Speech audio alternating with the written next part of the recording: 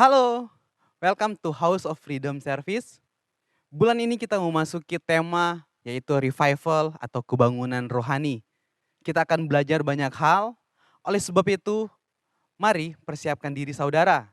Hari ini kita akan memuji dan menyembah Tuhan. Mari nikmati hadiratnya walau kita berada di rumah masing-masing. Mari kita akan berdoa terlebih dahulu. Bapa kami di dalam surga, terima kasih Tuhan buat berkat-Mu Tuhan di sepanjang hari ini. Kami bersyukur Tuhan, satu kesempatan lagi Tuhan, Engkau berikan kepada kami Tuhan untuk kami memuji dan memuliakan nama-Mu Tuhan. Sebelum itu Tuhan, kami akan mendengarkan firman Tuhan, Engkau pakai, Engkau urapi hamba-Mu juga yang akan melayani Tuhan. Terima kasih banyak Bapa, terpujilah nama-Mu. Kami mulaikan ibadah kami hari ini di dalam nama Tuhan Yesus Kristus. Haleluya. Amin. Haleluya, puji Tuhan. Siap memuji Tuhan? Kita akan sama-sama memuji Tuhan. Mari kita angkat pujian. Haleluya.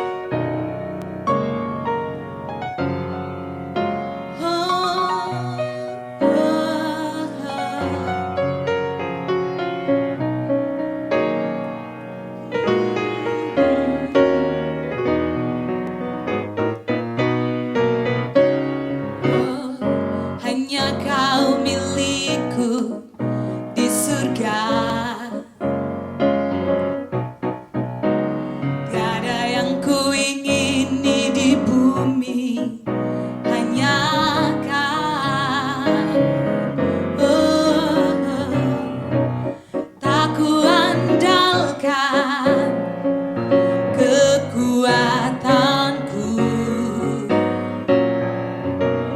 namun yang pasti Kau tetap selamanya Allah sumber kuatku, Allah sumber kuatku, Allah sumber kuatku dan bagianku selamanya,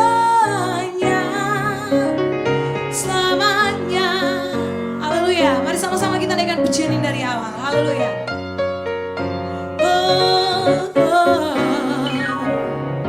Hanya Kau milikku di surga.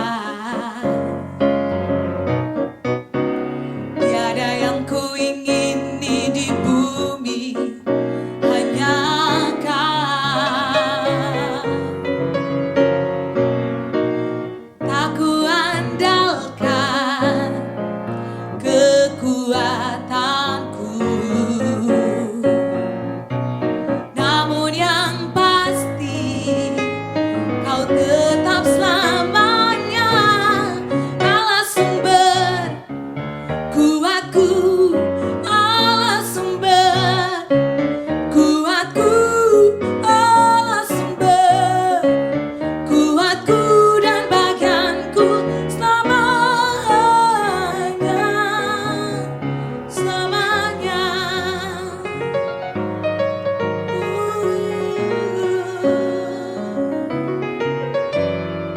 Oh, tak ku andalkan kekuatanku, namun yang pasti Kau tetap selamanya Allah sumber kuatku, Allah sumber kuatku, Allah sumber kuatku dan bagianku selamanya, Allah sumber kuatku, Allah sumber kuatku, Allah sumber kuatku dan bagianku selamanya, selamanya, selamanya, selamanya. Haleluya. Kita masih tetap memuji Tuhan. Kita percaya bahwa Dia Allah yang sanggup melakukan segala perkara. Haleluya.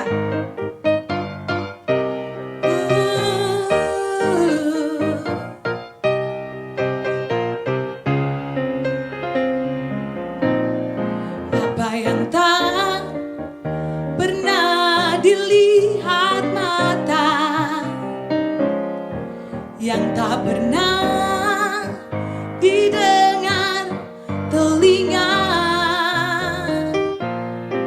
yang tak pernah timbul di dalam hati. Semua disediakannya bagi yang mengasihi Dia. Allah sanggup melakukan segala perkara, dulu, sekarang, dan selamanya. Kuasanya tidak berubah. Allah sanggup melakukan segala perkara, dulu, sekarang, dan selamanya. Kuasanya tak berubah.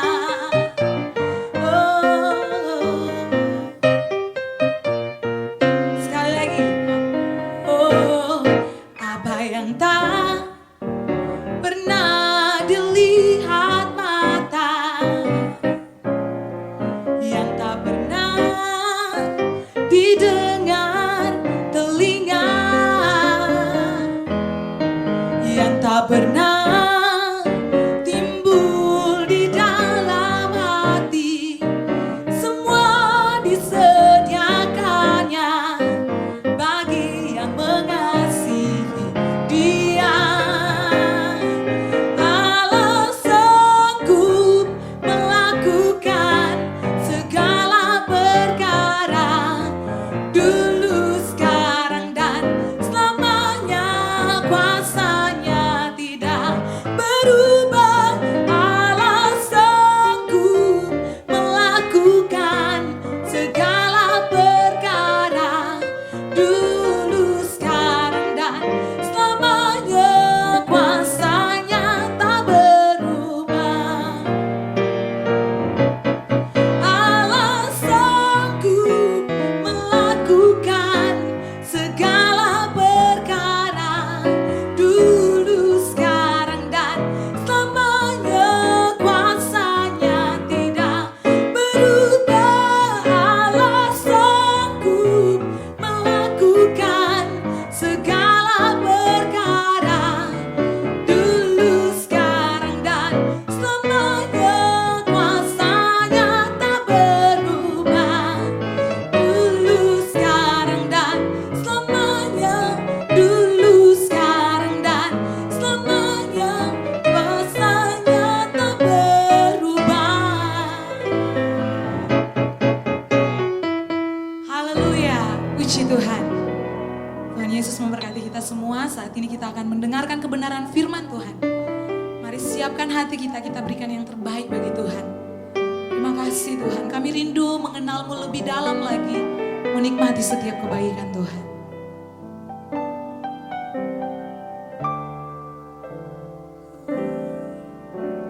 Bila ku buka mataku dan lihat wajah-Mu, ku terkagum. Bila ku lihat hidupku dan karya tangan-Mu, ku tersanjung karena semua yang baik dalam hidupku, itulah karya-Mu. Kau beri kesempatan yang baru, dan ku ingin mengenal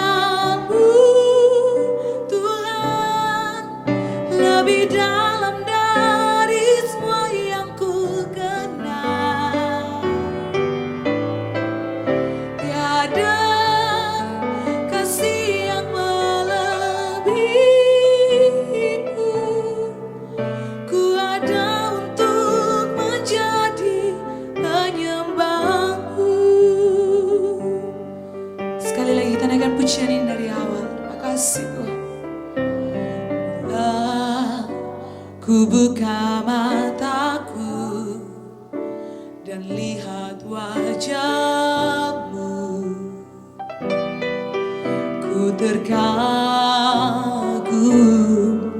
bila ku lihat hidupku dan karya tangan-Mu. Ku tersanjung karena semua yang baik dalam hidupku, itulah karya-Mu. Kau beri kesempatan yang baru dan ku ingin mengenal-Mu, Tuhan, lebih dalam dari semua yang ku kenal. Tiada kasih yang melebihi-Mu, ku ada untuk menjadi penyembah-Mu, dan ku ingin mengenal-Mu, Tuhan, lebih dalam dari semua yang ku kenal.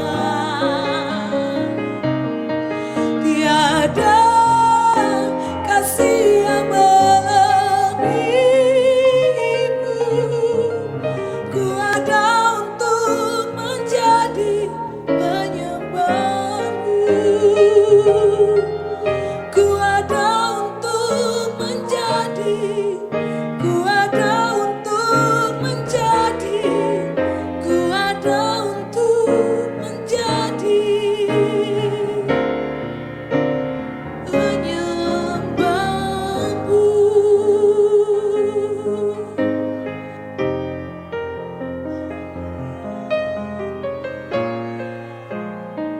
Mari sejenak kita menyembah Tuhan. Terima kasih, Engkau baik Tuhan.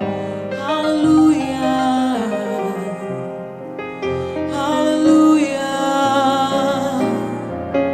haleluya, haleluya. Kami rindu mengenal-Mu, Tuhan. Haleluya,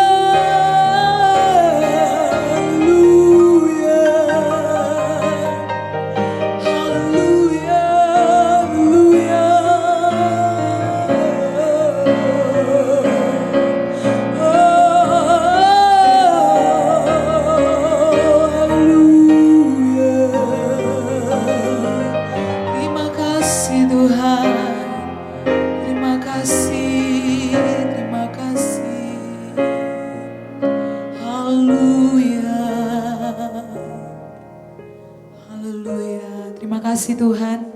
Terima kasih untuk kesempatan yang Tuhan berikan bagi kami. Kami tahu bahwa Engkau Allah hadir dalam setiap pujian penyembahan kami. Engkau Allah berkuasa bertata sepenuhnya atas setiap pujian penyembahan kami. Di hari ini Tuhan, kami siapkan hati kami, seluruh kehidupan kami untuk menikmati Engkau. Menikmati kasih Tuhan. Menikmati semua yang Tuhan kerjakan dalam hidup kami. Sebab kami tahu bahwa tidak ada alasan yang dapat membuat kami menjauh dari kasih Tuhan. Selain kami menaikkan setiap syukur kami, penyembahan kami kepadamu Tuhan. Terima kasih, terima kasih. Haleluya, haleluya, haleluya. Terima kasih Tuhan.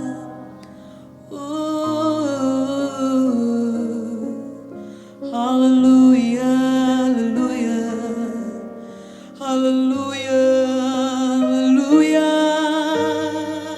Tuhan. Haleluya, haleluya, haleluya,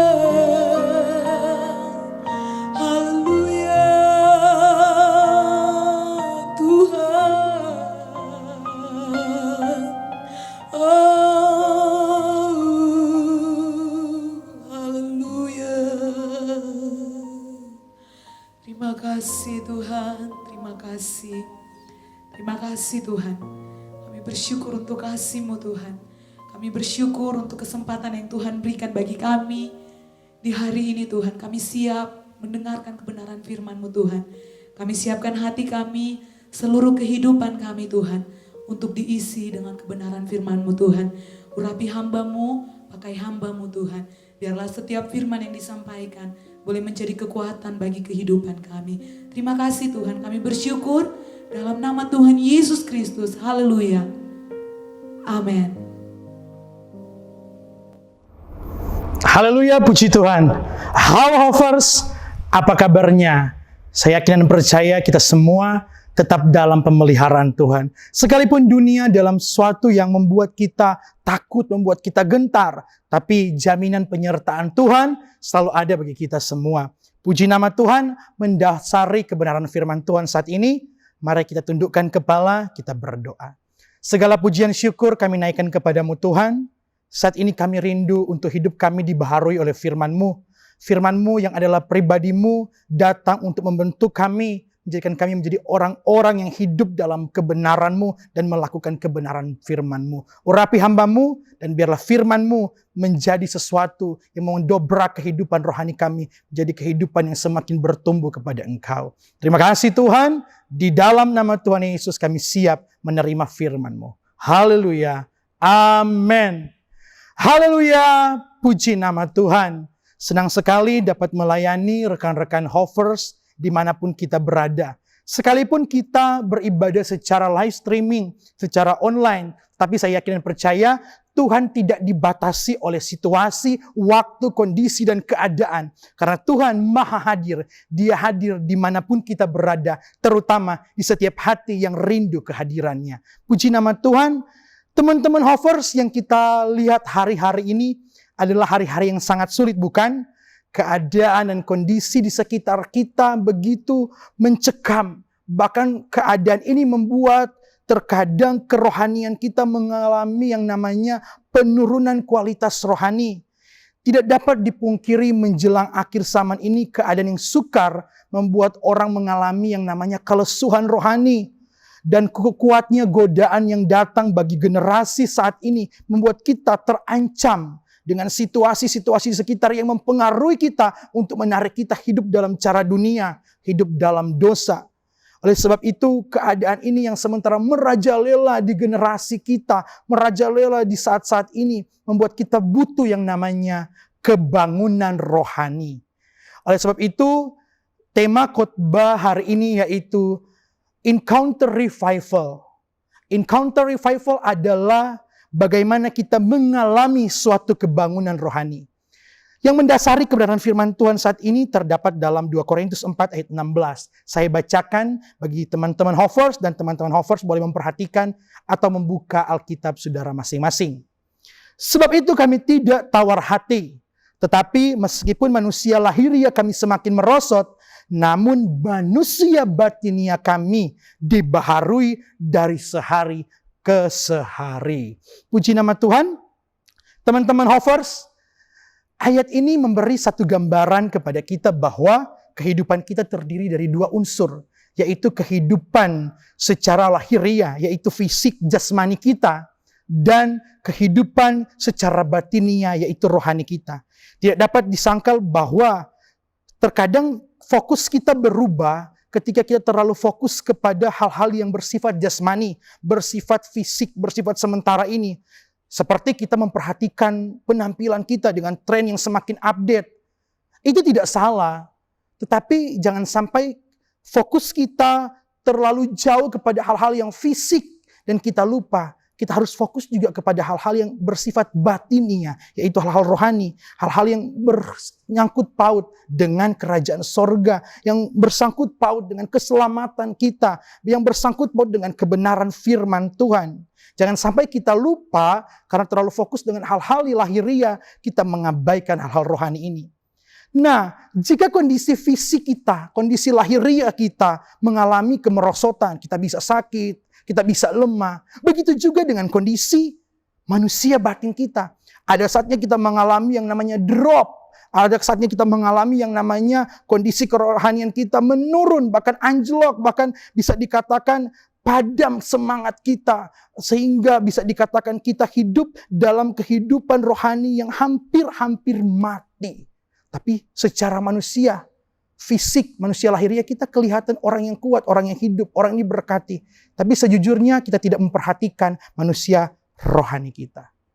Oleh sebab itu teman-teman mungkin berkata, apa sebenarnya yang namanya kebangunan rohani, encounter revival? Nah teman-teman, menurut satu tulisan dari Henry Blackaby, dia berkata seperti ini. Kebangunan rohani adalah kembalinya kesehatan rohani setelah periode tertentu mengalami penurunan rohani ke dalam dosa yang mengakibatkan hubungan kita dengan Allah menjadi rusak. Kembalinya kesehatan rohani. Berarti orang yang mengalami kelesuan rohani, dia mengalami yang namanya sakit secara rohani. Bukan cuma fisik yang bisa mengalami sakit, tapi rohani juga bisa mengalami sakit. Oleh sebab itu, kita butuh yang namanya hidup dalam kebangunan rohani. Mengalami kebangunan rohani. Nah, menurut Alkitab, kebangunan rohani itu adalah dibangkitkan kembali. Hidup dalam suatu pemulihan, mengalami perbaikan, atau secara harafiah memiliki arti memulai kembali. Apa yang dimulai kembali?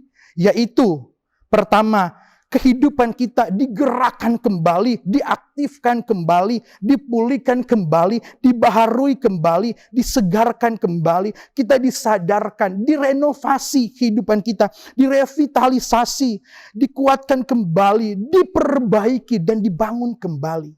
Nah, kebangunan rohani ini berbicara jelas mengenai pekerjaan Allah dalam setiap kita orang-orang percaya. Secara umum orang berpikir kebangunan rohani hanya sekedar ibadah dengan musik yang mewah, dengan panggung yang hebat, dengan lighting yang indah, dengan orang yang berkumpul di satu stadion, orang yang berkumpul di satu lapangan yang besar, orang banyak berkerumun datang. Itu yang menjadi persepsi kita tentang suatu kebangunan rohani. Itu tidak salah. Tapi sebenarnya kebangunan rohani yang harus terjadi dalam kita bukan hanya bentuk seremonial saja, tapi harus teraplikasi dalam kehidupan kita secara pribadi. Revival atau kebangunan rohani secara teknis memiliki arti dihidupkan kembali.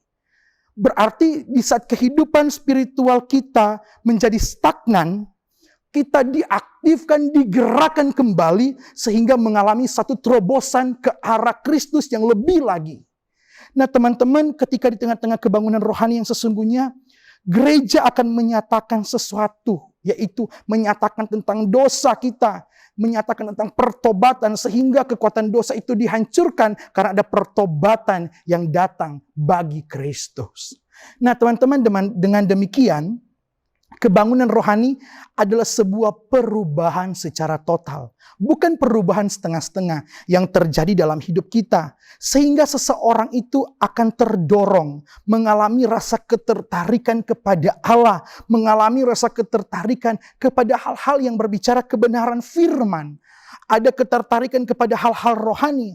Serta dalam pengiringan kepada Tuhan, dia betul-betul mengalami kesungguh-sungguhan untuk mengiring akan Tuhan. Dalam hal itu dia bisa melayani, bersekutu, dia menjadi saksi dimanapun dia berada. Sehingga bisa dikatakan hidup kita adalah hidup yang dijalani dalam pertobatan yang sungguh kepada Tuhan.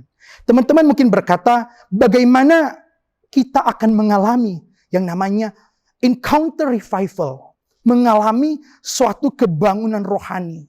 Nah, hal yang pertama saya mau bagikan bagi teman-teman Hovers dimanapun kita berada, perhatikan dengan baik. Yang pertama, kita harus mengalami perjumpaan yang membawa kita kepada pengenalan akan Kristus yang lebih sungguh lagi, yang lebih dalam lagi. Perjumpaan ini bukan sekedar saudara tahu, saudara orang percaya kepada Yesus. Tapi perjumpaan ini adalah titik di mana saudara mengalami suatu perubahan hidup. Saudara mengalami sesuatu yang namanya dipulihkan kembali. Nah, jika kita melihat dalam Alkitab, jelas sekali bahwa kebangunan rohani selalu akan dimulai dari seseorang. Pribadi lepas pribadi.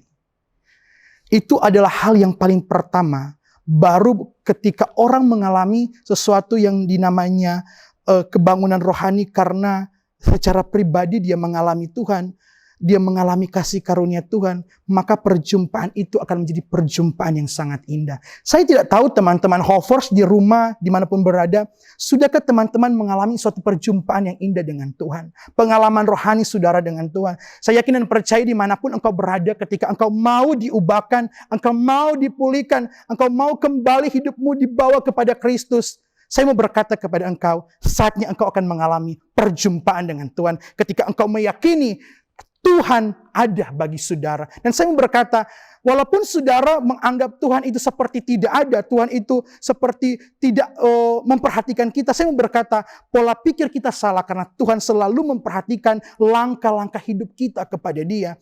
Tapi yang terutama respon kita untuk datang berjumpa, untuk datang mendekatkan diri ini kepada Tuhan. Nah teman-teman, ada satu contoh yang paling konkret di Alkitab, yaitu seorang Saulus yang menjadi Paulus. Ini adalah bukti perjumpaan yang sangat dahsyat. Kalau kita mengenal Saulus yang dari Tarsus adalah seorang yang mengalami satu transformasi rohani. Dia adalah seorang yang dipimpin oleh seorang rabi Yahudi yang sangat dihormati, yaitu Gamaliel. Secara pendidikan, Saulus ini adalah orang yang betul-betul memiliki standar pendidikan yang tinggi tentang adat istiadat Yahudi. Dia memiliki satu pemahaman tentang hukum-hukum yang betul-betul dipelajari secara matang. Dia bukan orang yang sembarangan. Bahkan kalau kita tahu kisah tentang Stefanus yang dirajam, salah satu aktor yang melatar belakangi kisah itu adalah Saulus. Saulus ada di situ. Tapi mengapa Tuhan mengubahkan kehidupannya yang kelam kepada kehidupannya yang indah bersama dengan Tuhan karena perjumpaan? Apa sebenarnya yang terjadi? Satu ketika perjalanan misi ke Damsyik, Saulus berencana untuk membunuh orang-orang percaya yang lari ke sana. Tapi visi dan misi Saulus untuk membunuh orang percaya menjadi satu visi dan misi Tuhan untuk mengubahkan kehidupannya. Apa yang terjadi? Dia mengalami perjumpaan secara pribadi dengan Tuhan. Hal yang menarik, Tuhan tidak pernah memfokuskan untuk memandang orang-orang yang kelihatan setia saja, orang-orang yang kelihatan benar saja. Malah Tuhan datang untuk orang-orang yang berdosa. Kalau engkau merasa saya minder, saya orang yang paling kelam, saya orang yang sudah hidup dalam dosa bertahun-tahun, saya menyimpan dosa yang menjadi dosa kesayangan. Hei, hari ini saya berkata, respon kebenaran firman Tuhan. Tuhan hadir mengubahkan kehidupan saya dan teman-teman Hovers dimanapun kita berada. Sadarilah bahwa Tuhan tidak pilih-pilih. Dia mau datang kepada orang-orang yang betul-betul terbuka hati menerima dia secara pribadi. Saulus menjadi buta. Dan momen perjumpaan itu ketika dia buta menjadi standar, menjadi dasar untuk sesuatu pengalaman rohani yang sangat dahsyat. Perubahan yang sangat dahsyat. Titik baru untuk Saulus menjadi Paulus. Masa kebutaan Saulus itu, Saulus mengalami hal-hal spiritual yang diajarkan oleh Ananias. Bahkan ketika dalam kebutaannya dia disembuhkan, di situ juga langkah awal Saulus mengenal kasih karunia Tuhan. Saulus bukan orang yang mengenal Kristus sebelumnya. Dia seorang yang jahat, dia orang keji, membunuh orang-orang yang percaya kepada Tuhan. Tapi mengapa perhatian Tuhan ada kepada Saulus? Peristiwa perjumpaan itu sangat penting.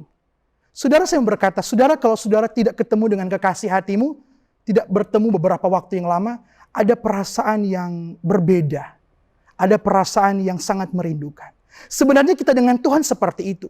Kalau kita ingin mengalami kebangunan rohani, saudara juga harus memiliki rasa rindu kepada Tuhan. Sehingga dengan otomatis kerinduan kita akan datang kepada Tuhan dan Tuhan akan hadir dalam hidup kita. Ada pertemuan yang indah. Sungguh indah sekali teman-teman Hovers. Sekalipun teman-teman di usia muda. Tapi kalau teman-teman sudah mengalami perjumpaan yang spesial, saya yakin masa depan saudara akan diubahkan Tuhan menjadi masa depan yang penuh harapan. Mungkin orang menilai, kamu tidak mungkin jadi sesuatu. Orang tuamu latar belakangnya tidak mampu menyekolahkanmu.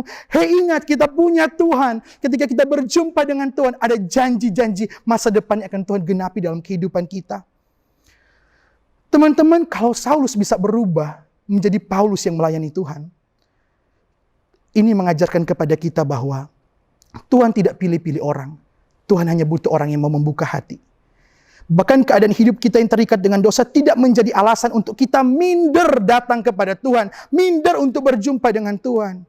Karena Tuhan terbuka hati bagi orang-orang yang mau mengakui kesalahan. Ingat, Pemulihan itu dimulai dari apa? Kejujuran kita saat kita berjumpa dengan Tuhan. Masa kelam, situasi sulit, kegelapan dunia ini seharusnya menyadarkan teman-teman Hovers bahwa sesungguhnya kita hanya perlu Tuhan, kita hanya dapat bergantung kepada Tuhan. Tidak ada yang dapat kita andalkan. Filipi 3 ayat 7 dan 8 berkata, tetapi apa yang dahulu merupakan keuntungan bagiku, sekarang kuanggap rugi karena Kristus. Malahan segala sesuatu kuanggap rugi karena pengenalan akan Yesus Kristus.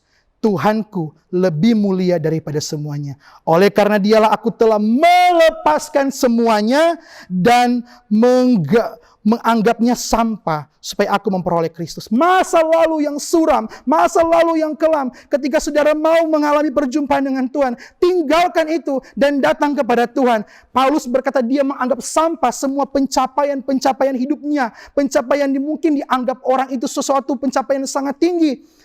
Itu Saulus, ketika dia menjadi Paulus, dianggap sampah. Saya yakin dan saya percaya teman-teman mungkin punya kesalahan masa lalu. Ataupun sampai hari ini saudara masih menyimpan dosa yang menjadi dosa kesayangan. Saya berkata, lepaskan itu.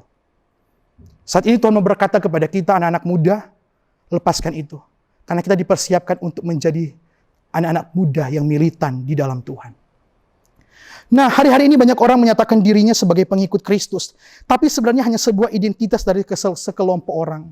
Ada orang-orang menyatakan dia adalah orang-orang yang hidup dalam Tuhan. Punya Tuhan.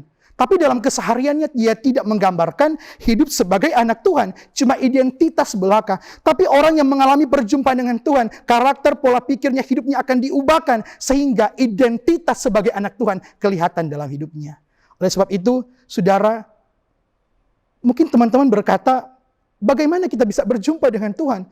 Kalau Saulus berjumpa dengan Tuhan secara pribadi, secara fisik, kalau kita seperti apa? Ingat, ketika Yesus terangkat, firman itu adalah firman yang hidup. Siapa firman itu? Yesus. Saudara punya kesempatan untuk merenungkan firman. Saudara punya kesempatan untuk belajar firman. Saudara punya kesempatan untuk belajar menikmati Yesus lewat firman yang saudara baca setiap hari. Mungkin cuma 1-2 ayat, tapi ketika 1-2 ayat itu meresap dalam hidupmu, itu akan mengubahkan banyak hal dalam hidup teman-teman Hovers. Nah teman-teman, hal yang kedua, bagaimana kita mengalami yang namanya kebangunan rohani, yaitu ketika kita dipenuhi oleh kuasa Roh Kudus. Pusat kebangunan rohani sebenarnya bukan dari kita. Kita hanya butuh respon. Itu dimulai dari kekuatan kuasa Roh Kudus. Namun kekuatan kuasa Roh Kudus dan firman-Nya itu akan menjadi sesuatu yang dahsyat bagi kita waktu kita buka hati. Membuka hati kepada Dia. Nah teman-teman yang dikasih dalam Tuhan, firman yang hidup itu membawa kita kepada kehidupan yang baru. Yang tidak sama dengan kehidupan yang lama. Namun kita dituntun untuk meninggalkan dosa dan datang kepada terang Kristus. Datang kepada cara hidup yang berkenan kepada Tuhan. Kemampuan manusia untuk menghindari dosa itu sangat terbatas. Bahkan kecenderungan hati manusia terarah pada dosa. Karena kita adalah manusia daging. Kita masih cenderung kepada hal-hal duniawi. Bahkan banyak anak-anak muda Kristen mengaku hidup dalam Tuhan. Namun hanya dalam gereja saja, hanya di depan orang tua. Saya tidak tahu teman-teman Hovers seperti apa kehidupan saudara. Apakah saudara seketika bergaul dengan teman-teman, bergaul dengan lingkungan, saudara masih membawa identitas sebagai anak Tuhan? Jujur dalam hidup saudara. Mungkin waktu orang tua mengamati saudara, kakak-kakak pembinamu memperhatikan saudara, saudara kelihatan orang-orang yang hidup dalam Tuhan. Tapi ketika saudara ada di luar sana sendirian, dengan pacarmu, dengan rekan-rekanmu, dengan sahabat-sahabatmu, apa yang saudara buat? Mungkin teman-teman hanya bisa berkata jujur kepada diri dan kepada Tuhan. Saya mau berkata kepada teman-teman, kita tidak bisa melepaskan dosa kalau hanya mengandalkan kekuatan kita. Kita butuh kekuatan Roh Kudus yang merubah seentero hidup kita. Merubah hidup kita yang lama kepada hidup kita yang baru. Oleh sebab itu kehidupan duniawi menawarkan kita kesenangan sesaat. Mungkin ada yang terjerat dalam seks bebas, hawa nafsu yang jahat, keegoisan hidup.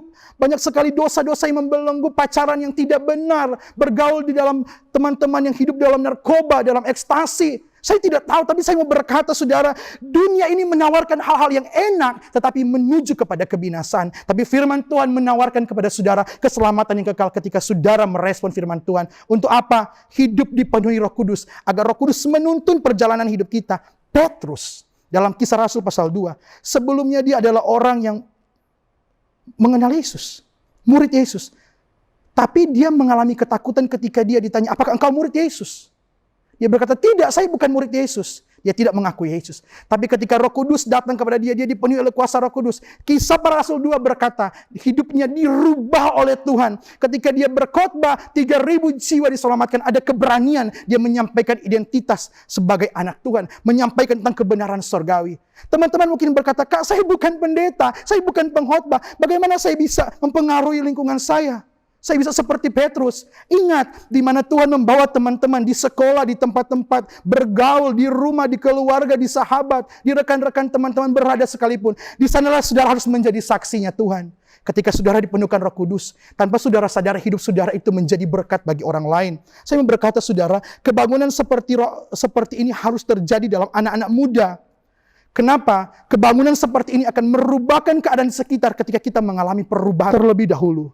Titus 3 ayat 5 berkata, kita mengalami sebuah perubahan hidup karena siapa? Sumbernya Roh Kudus. Dengan Roh Kudus hidup kita, maka kita akan membuat masa depan kita penuh dengan pengalaman yang dahsyat.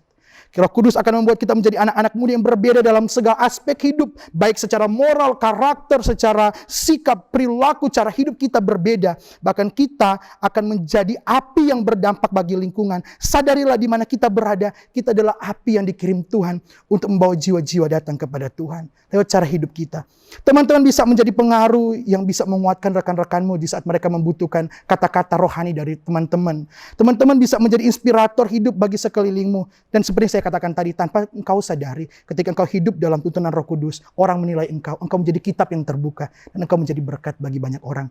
Dan tidak banyak ada anak-anak Tuhan seperti ini, membuat orang lain melihat ada Tuhan dalam hidupnya, dan orang lain terpanggil menerima Yesus. Hal yang terakhir yaitu, menentukan sikap kita kepada transformasi pola pikir. Transformasi pola pikir seperti apa teman-teman? Tahukah kita bahwa dalam tahap ini seringkali orang menjadi gagal. Orang puas diri bahwa saya sudah berjumpa dengan Tuhan, saya sudah penuh dengan Roh Kudus. Tapi ingat, waktu kita sudah mengalami perjumpaan dan penuh dengan Roh Kudus, pola pikir kita harus dirubah. Seorang yang belum mengalami revival, maka cara pikir hidupnya itu adalah berbau tentang dunia. Dan dia bisa saja terus berbuat dosa tanpa mau berubah. Ini adalah sesuatu yang fatal. Sudah berbuat dosa tapi tidak menyadari dan tidak mau berubah. Tidak mau mengembalikan hidupnya kepada Kristus. Di sini kita diperhadapkan dalam dua pilihan. Yaitu pilihan yang pertama, meninggalkan cara hidup lama dan masuk kepada cara hidup yang baru. Yaitu menyerahkan diri kepada Kristus. Atau tetap menetap dalam cara hidup yang lama, tinggal dalam dosa. Tapi menuju kebinasaan. Silakan memilih. Paulus yang dipakai Tuhan memberitakan Injil kepada bangsa-bangsa non-Yahudi. Bagaimana sebenarnya kehidupan sebelumnya? Saya sudah katakan tadi, Paulus adalah orang yang betul-betul jahat, tidak hidup berkenan kepada Tuhan. Tapi Tuhan merubah pola pikirnya ketika dia mengalami perjumpaan dengan Tuhan. Ini revival yang terjadi. Saya berkata, saya tidak tahu apa yang saudara buat saat ini. Mungkin saudara masih hidup dalam dosa pornografi, dosa onani, dan dosa-dosa yang lainnya. Tapi saya mau berkata, pola pikir saudara ketika mengenal Yesus, mengalami perjumpaan dan hidup dalam Roh Kudus, harus dirubah dari sekarang ini. Jangan menunggu nanti. Perubahan terjadi ketika Anda mau berubah dari dalam hati yang terdalam. Oleh sebab itu, ketika kita punya transformasi pola pikir, kita akan merubah hal-hal yang kotor kepada hal yang bersih, hal-hal yang lama kepada hal-hal yang baru. Dan ingat, Filipi 3 ayat 13b berkata, aku melupakan apa yang di belakangku dan mengarahkan diri kepada apa yang di depanku. Hal dunia yang kita pernah lakukan dulu, kejahatan, kekelaman, hal sukar, hal seperti yang tidak berenakan di hadapan Tuhan. Hal-hal yang sebenarnya tidak berkenan kepada Tuhan. Haruslah kita anggap sampah dengan cara apa? Tinggalkan. Tidak ada orang yang mau hidup dalam sampah, saudara. Ada yang mau tinggal bersama sampah? Jika ada dosa adalah sampah, mari tinggalkan itu dan hidup dalam Kristus. Teman-teman, kita perlu belajar bahwa Paulus pernah berusaha mencapai pendidikan yang tinggi, pengetahuan yang tinggi, jabatan yang lebih tinggi, tapi dia tinggalkan itu. Kita tidak salah mengejar pendidikan, dan itu adalah suatu kewajiban. Kita tidak salah mengejar hal-hal yang ada di sekitar kita untuk mencapai masa depan. Itu tidak salah. Tapi jangan lupa pola pikir kita harus tertuju kepada Kristus. Mata pikiran fokus kita arus kepada Kristus. Teman-teman, semua itu tergantung sikap dan respon kita menentukan arah perubahan hidup kita. Kita harus bergerak dari titik lemah kepada titik kekuatan Allah. Artinya berpindah dari titik yang membawa kita kepada kelesuhan rohani dalam hidup yang kelam, dalam hidup dalam dosa, kepada hidup yang digerakkan Roh Kudus, kepada hidup dalam manusia rohani yang bertumbuh dan berkenan kepada Tuhan. Puji nama Tuhan, 3 hal ini menjadi dasar bagi kita untuk kita hidup dalam Tuhan. Kalau saudara pernah melihat Raja Wali hidup itu sampai 70 tahun. Tapi dia harus melewati 2 masa, yaitu masa pertama dan masa kedua itu ada di usia 40 tahun. Kalau dia sudah 40 tahun, maka sayapnya sudah sangat tebal, parunya sudah sangat besar, dan kuku-kukunya tidak kuat lagi, tidak tajam lagi. Maka dia harus berupaya mentransformasi diri. Ini adalah pilihan sulit. Dia harus naik ke puncak tertinggi, gunung bukit tertinggi. Di sana dia mengasingkan diri, dia seorang diri. Dan dia mulai menghancurkan parunya. Mencabik-cabik semua sayapnya. Kukunya dipukul-pukul, dibatu-batuan sampai hancur. Tapi ketika itu semua terjadi, akan tumbuh paru yang baru. Bulu yang baru, sayap yang baru, kuku yang baru. Ketika itu masa transformasi terjadi. Dia akan lebih kuat. Raja Wali akan kembali terbang dengan lebih leluasa bersama kelompoknya. Dia punya fokus yang baru. Raja Wali meninggalkan misi lamanya. Ketika dia bertransformasi, Raja Wali menjadi sesuatu yang kuat. Dia punya ketajaman, kepekaan melihat mangsa. Ini yang saya katakan transformasi kepada orang percaya ketika kita meninggalkan masa kelam, meninggalkan masa lalu, move on dari cara-cara hidup yang lama. Kita akan memilih sesuatu hal yang lebih besar lagi dan lebih dahsyat lagi di dalam Tuhan. Saya percaya teman-teman, saya mau tantang kita saat ini. Kalau saudara masih terikat dalam dosa-dosa, terikat dalam seks bebas, terikat dalam pornografi, terikat dari hal-hal duniawi, saya berkata, haruslah sekarang kita mengalami encounter revival. Saudara, sekarang kita adalah masa-masa menanti great revival. Tetapi itu harus dimulai dengan self revival, yaitu encounter revival, mengalami Tuhan dulu secara pribadi. Ada pengalaman kebangunan rohani secara pribadi, sehingga kita akan mengalami kebangunan rohani yang besar. Tapi itu dimulai dari diri saudara. Berkomitmenlah kepada Tuhan. Saudara boleh menyembunyikan segala dosa-dosa teman-teman Hovers. Kita hidup di akhir zaman ini. Kita harus hidup benar-benar terarah kepada Tuhan. Memaksa diri, membangun diri untuk tetap hidup di dalam Tuhan. Agar supaya hidup kita ini menjadi hidup yang berkenan kepada Tuhan. Kita tidak pernah tahu nafas hidup kita. Tetapi ketika kita hidup dalam kebangunan rohani, kita selalu memiliki kesiapan. Kesiapan untuk terus berkarya bagi Tuhan. Kesiapan untuk terus hidup melayani Tuhan. Bahkan kesiapan hidup jika Tuhan panggil kita satu hari nanti. Nah teman-teman, kesimpulan dari khotbah ini saya berkata, kita tidak akan pernah mengalami perubahan kehidupan atau suatu kebangunan rohani selama kita masih tinggal dari cara hidup yang lama. Jika kita masih bertahan pada pola pikir yang menuruti hawa nafsu dan keinginan dunia. Dengan mengambil keputusan memilih dari saat ini. Dengan cara apa saudara? Kita akan mengalami revival ketika kita mengambil keputusan untuk meninggalkan hal-hal lama dan datang kepada Yesus. Menikmati hal-hal rohani yang baru. Berusaha mendekatkan diri dengan Tuhan. Mungkin engkau bingung. Saya sudah berdoa, Kak. Saya sudah menyembah. Saya sudah baca Alkitab. Kok seperti Tuhan gak hadir? Jangan pernah menyerah. Jangan pernah berhenti. Teruslah mendekat. Dan kau akan mengalami Tuhan hadir dalam hidupmu. Yang percaya katakan amin. Teman-teman, jangan pernah kecewa kalau engkau saat menanti sepertinya Tuhan tidak hadir.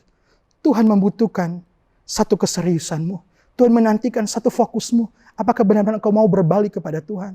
Saya tidak menghakimi saudara, tapi saya mau berkata, yang kita sembunyikan di mata manusia, semua terbuka di mata Tuhan. Oleh sebab itu Tuhan mau kita mengalami kebangunan rohani dari saat ini. Ketika engkau mengalami kebangunan rohani, engkau akan melihat masa depanmu ada hal-hal dahsyat yang datang, hal-hal besar yang terjadi. Berusahalah mendekatkan diri kepada Tuhan. Hiduplah dengan penuh kesungguhan dan hidup dalam tuntunan Roh Kudus. Serta bangun pola pikir kita yang telah ditransformasi oleh kekuatan kuasa Roh Kudus. Pola pikir yang benar, pola pikir yang suci, pola pikir yang kudus sesuai firman Tuhan. Maka teman-teman sementara bertindak untuk memulai kehidupan yang baru, yang lebih baik, yang lebih damai, yang lebih sejahtera. Karena kehidupan yang baru dalam Tuhan membawa kita kepada damai sejahtera. Namun kehidupan lama membuat kita tertuduh setiap waktu. Oleh sebab itu, sadarilah dengan demikian, kita seperti anak kecil yang tumbuh dewasa dan mengerti arti kehidupan yang sesungguhnya. Saya mau tantang teman-teman, ambil komitmen untuk mengalami kebangunan rohani. Berjumpalah dengan Tuhan, seperti Saulus menjadi Paulus. Minta Roh Kudus penuhi hidupmu untuk memberi engkau kekuatan meninggalkan dosa-dosa, meninggalkan keegoisan hidup. Bahkan mungkin engkau merasa hidup engkau sudah paling benar, engkau tidak menganggap Tuhan, meninggalkan kasih kepada Tuhan. Sadarilah, Tuhan menanti engkau. Waktu masih ada, terbuka bagimu. Puji Tuhan, saya rindu untuk mendoakan saudara. Mari buka hatimu, dan saya yakin ketika engkau buka hati, Roh Kudus sementara bekerja bertakhta dalam hatimu. Mari berdoa. Bapa Surgawi, kami mengakui hidup kami terbatas tanpa Engkau. Kebenaran kemampuan kami semua terbatas dan tidak ada yang dapat kami banggakan. Kami butuh sesuatu, kebangunan rohani. Kami butuh encounter revival dalam hidup kami. Untuk kami menghadapi great revival di masa-masa yang akan mendatang. Oleh sebab itu Tuhan, hadirlah dalam hidup kami. Mendekatlah kepada kami setiap waktu.